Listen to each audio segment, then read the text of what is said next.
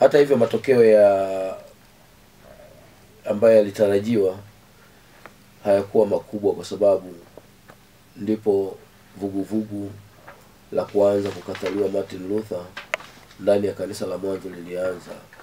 Mchungaji Martin Luther alitengwa na kanisa la wakati huo, na wafuasi wake walianza harakati ya kujitegemea ambayo hatimaye lilianzisha kanisa la Kilutheri ambalo mpaka sasa linaendelea.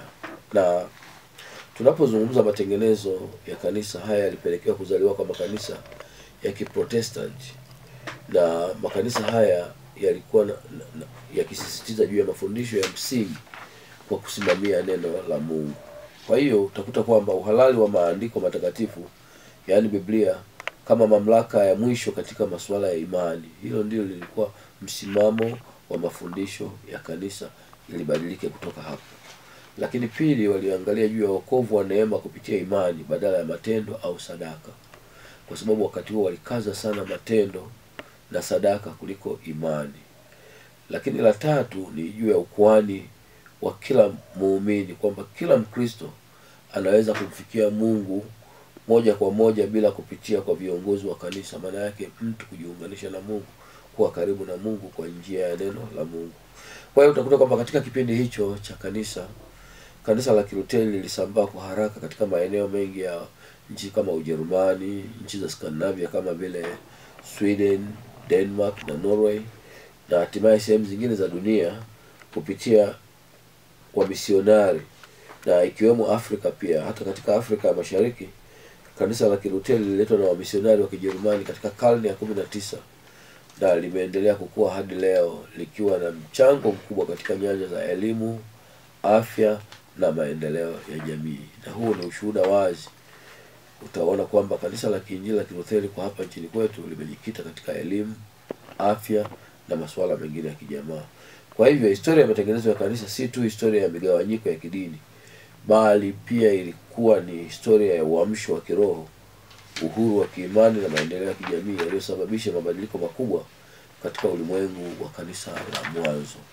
Sasa tunapozungumza juu ya historia ya matengenezo ya kanisa, lazima tujue mwanzo wa matengenezo ya kanisa nini kilitokea.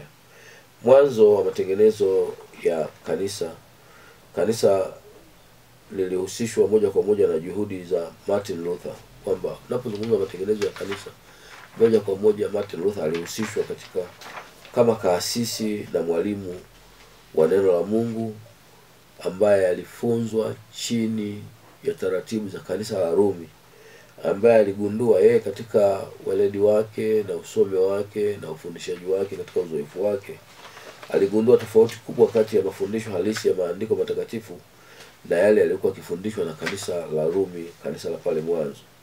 Kwa hiyo Dr. Martin Luther akiwa kama msomi alikuwa na kiu ya kumjua Mungu wa kweli, na ndipo alipoamua sasa kujitosa kwa bidii kusoma neno la Mungu, yaani kusoma Biblia na maandiko ya mababa wa kanisa.